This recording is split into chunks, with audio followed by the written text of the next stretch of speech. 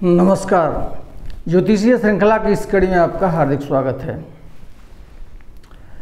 दशानाथ के भिन्न भिन्न भावों में रहने से उसकी महादशा में अन्य ग्रहों की अंतर्दशा का क्या फल होता है, इस विषय के अध्ययन के क्रम में आइए अब हम बृहस्पति की महादशा की बात करते हैं। यदि बृहस्पति कुंडली में भिन्न भिन्न भावों में स्थित हो तो उसकी महादशा में ग्रहों की अंतर्दशा का क्या फल होता है। केंद्रस्थ बृहस्पति अर्थात जब बृहस्पति लग्न में, चतुर्थ में, सप्तम में अथवा दशम में बैठा हो तो उसकी महादशा में जब पापक ग्रह की अंतर्दशा आती है तब अंतर्दशा के प्रारंभ में राजा के कोप से जातक के धन का नाश होता है,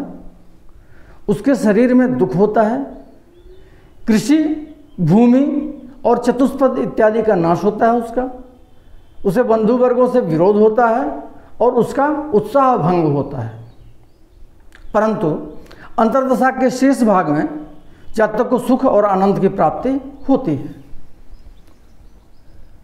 वहीं जब केंद्रस्थ बृहस्पति की महादशा में शुभ ग्रह की अंतर्दशा आती है तब जातक को जमींदारी इत्यादि की प्राप्ति होती है, उसके चित्त में उत्साह होता है,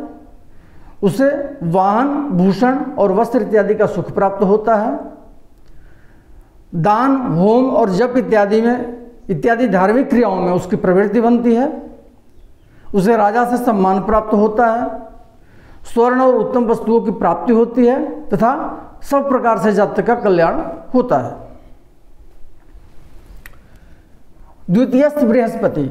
यदि बृहस्पति कुंडली में द्वितीय भाव में स्थित हो तो उसकी महादशा में जब पापक ग्रह की अंतर्दशा आती है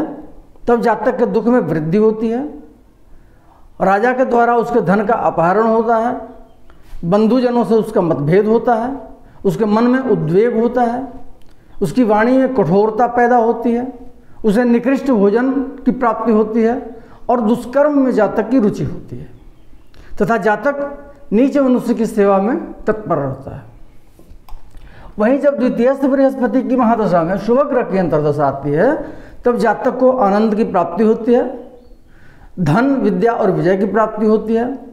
उसे राजा, स्त्री और संतान इत्यादि से सुख प्राप्त होता है, उसके शरीर में आरोग्यता होती है,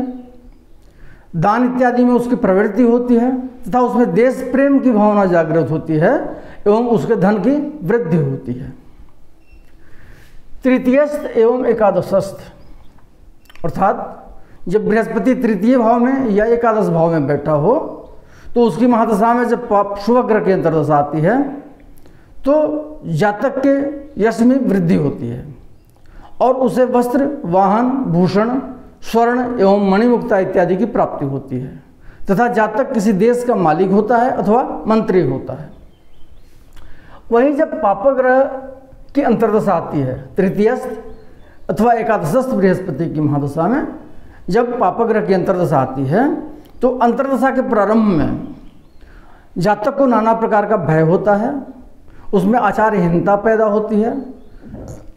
उसके कुल के लोगों का नाश होता है और उसे नाना प्रकार का दुख होता है तथा भ्रमण करना पड़ता है उसको। अंतर्दशा के शेष भाग में जातक को सुख प्राप्त होता है तथा वाहन और उत्तम भोजन इत्यादि की प्राप्ति होती है।